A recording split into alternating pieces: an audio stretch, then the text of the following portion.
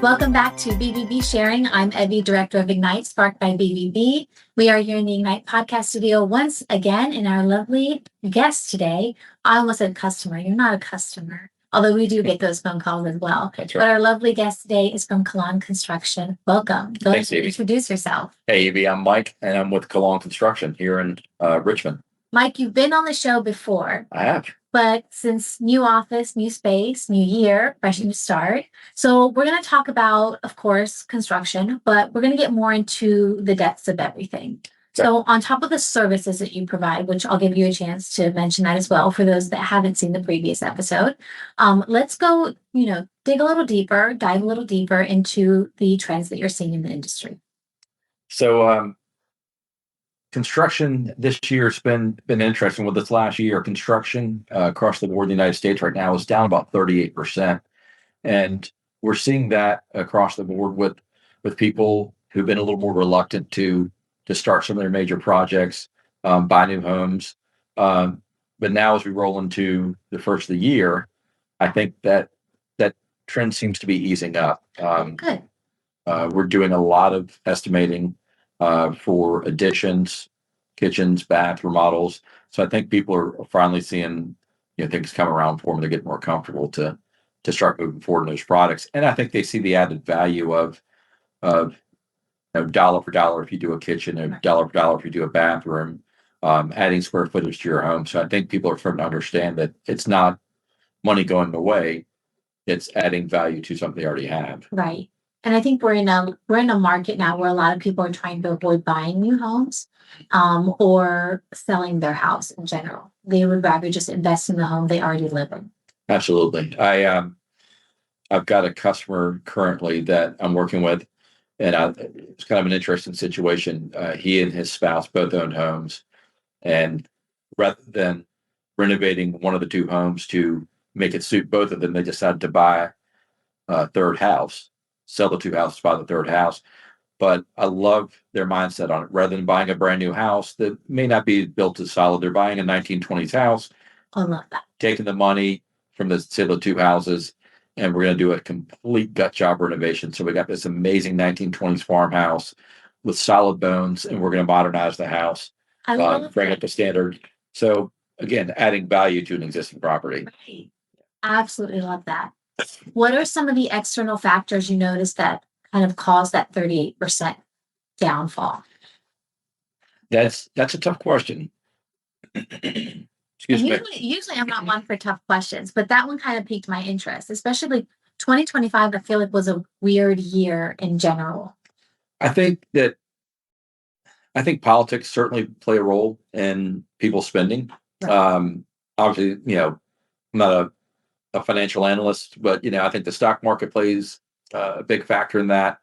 I think there's so many factors that are like a domino. Yeah, way above my pay grade. That falls down. I mean, if people are out spending money, then they're certainly going to spend it on their homes and their toys and everything else. But if people don't feel like it's a time to spend, then they're just not going to spend. So tell me a little bit about the custom additions that you guys do. So we do. So we're a full service general contractor, but we focus on remodel work. We don't do any new construction. And when I say new construction, I mean we don't build brand new homes. We specialize in remodel. So adding a deck, adding an addition, kitchens, baths. We do roofing. We do everything from the crawl space to the roof. We have plumbers, electricians, painters, everyone in house. So we can do everything. The only thing we don't do in house is HVAC, and we've got an amazing sub for that. So when we do an addition on a home, it's essentially a new build. And I think everyone has seen the trends of the TikTok inspectors where they find all these horrible, horrific problems in homes.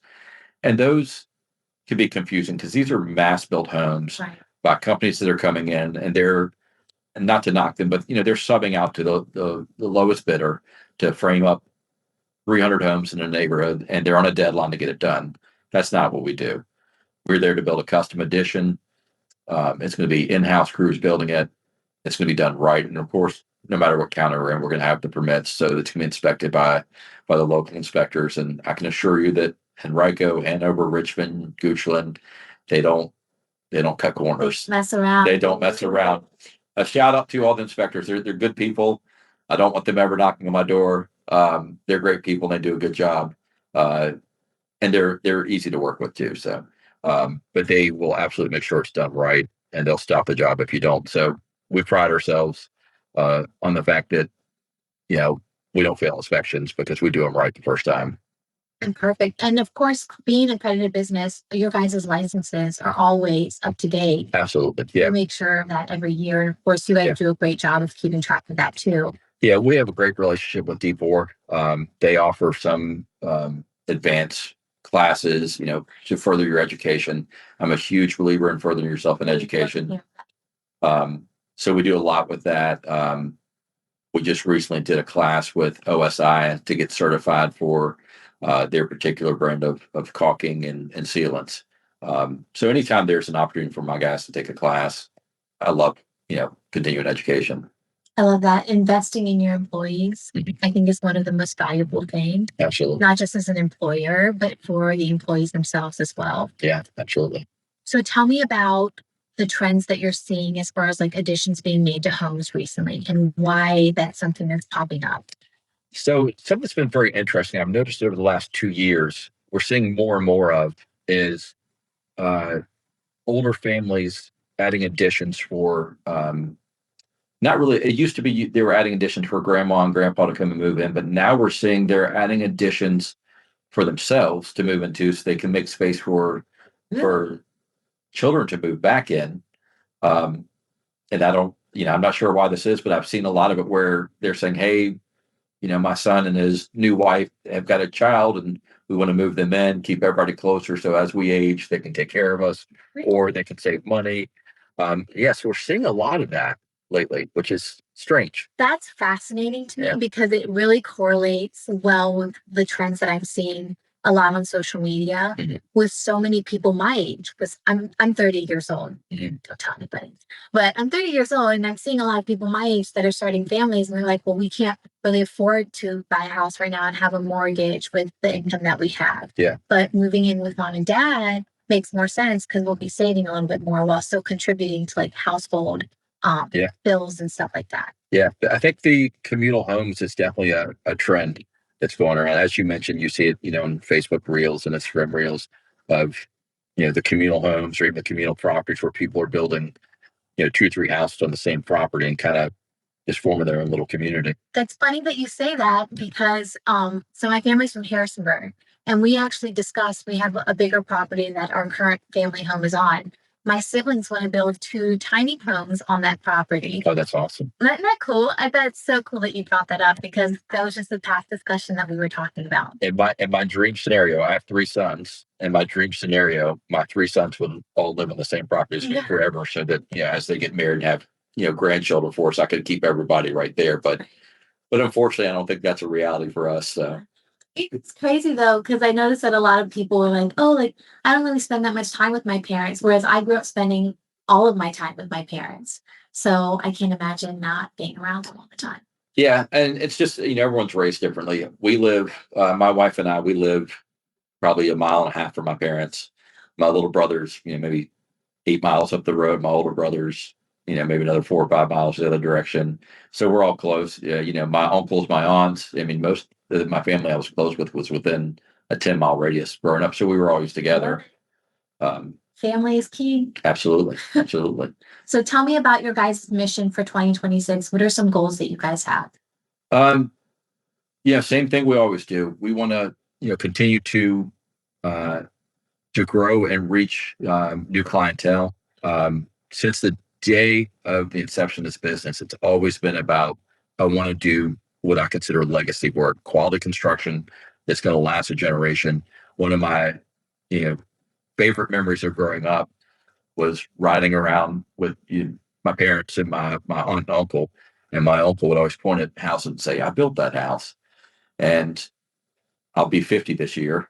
And when I ride by those same properties and think, I knew my uncle built that house and he built it when I was a kid. So the house has been standing there for a long time.